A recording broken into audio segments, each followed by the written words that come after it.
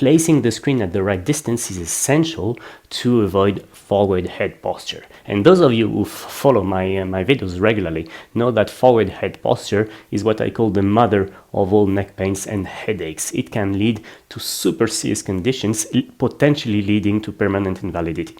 Welcome, I'm Olivier Girard, ergonomist, posture therapist, author of the Posture Manual. In this video, I want to demonstrate the 3 different approaches to finding the right distance to your screen. You'll need a paper, a meter, a pen, and an old-fashioned calculator. I'm not sure that the youngest of you even can recognize this one. Possibility number 1 is that you consider the shape or the geometry of your visual field. The central part of the visual field is 30 degrees in total, 15 on each side. And therefore, if we choose this possibility, we're going to say that the half of the screen should fit in a triangle that has an angle of 15 degrees. So welcome to the basics of trigonometry. What we'll be saying here is that the distance to your screen, to the middle of your screen, should be the half of your screen divided by the tangent of the angle, in this case 15 degrees. My screen is 52 in width, 52 centimeters. That means that to find the ideal distance, I will do 26, the half of 52, divided by tangent of 15 degrees. And the result is 97 centimeters. So if I want to have my whole screen in the central view space, well, it should be even almost at a meter away from me. And today, I can tell you that it's not a meter away, it's 65 centimeters away. So, do we have a problem here?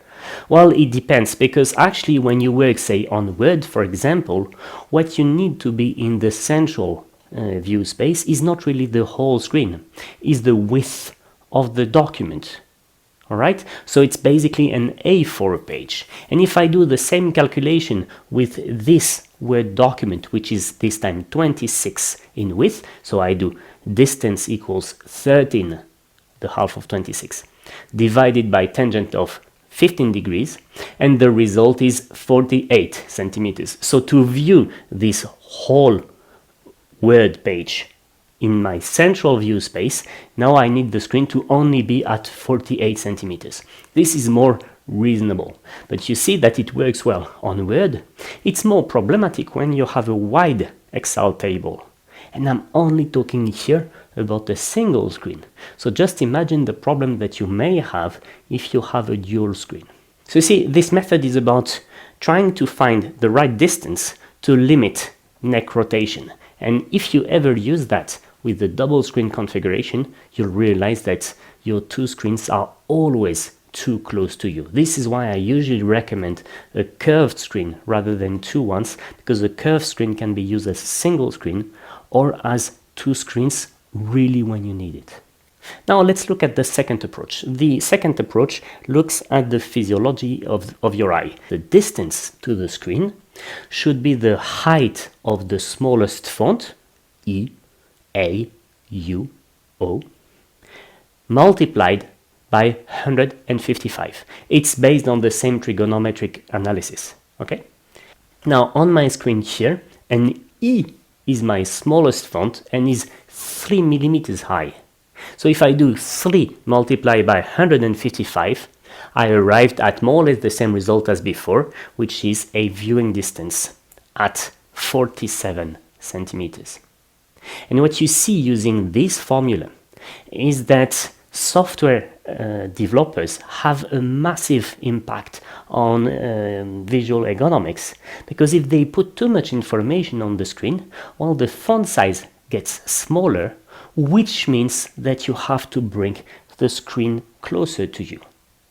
And approach number 1 told us that, well, if the screen goes closer, we're going to get more neck rotations, i.e. more fatigue in the neck muscles. So whilst approach number 1 was really looking at the neck movements, approach number 2 looks more at visual fatigue and what you should do to help your eyes stay comfortable. Approach number 3 is a bit more pragmatic, is the one that I use on the field. What I do usually is when I'm with people that I help adjust their workplace, I place a paper before their eyes so as to blind them, and I look at the reaction of their neck when I remove the paper and they look at the screen. If they can see the screen clearly, you won't see the head move. If they can't see the screen clearly, they will do. It will be a micro movement, but you will see this micro movement. This is, say, the immediate reaction. And next to that, you should inform people that, if after a while you find yourself like this and so on, it can really be that the screen would benefit from being just an inch or two closer to your eyes. So this is the posture approach to screen distance, and it's basically based on visual fatigue, so that's the long-term approach, and visual acuity, this is the initial reaction when you remove the paper.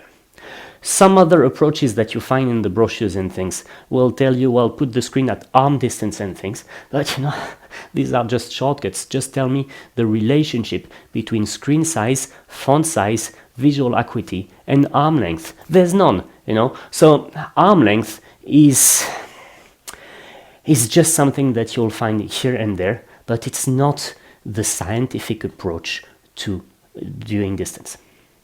So in practice, what I would suggest is that you use approach number 1 and 2 to see if there's a big inconsistency between the width of your screens and the font size and the visual distance. If you find a big inconsistency, well, try to see if you should zoom so as to make the font bigger, if you should bring the screen a bit further away or a bit closer to you, and try to reason on one screen only. This is why my advice to using 2 screens is to say, well, look, if you really need to use 2 screens, and that I have discussed in other videos, try and have one screen in front of you or almost in front of you.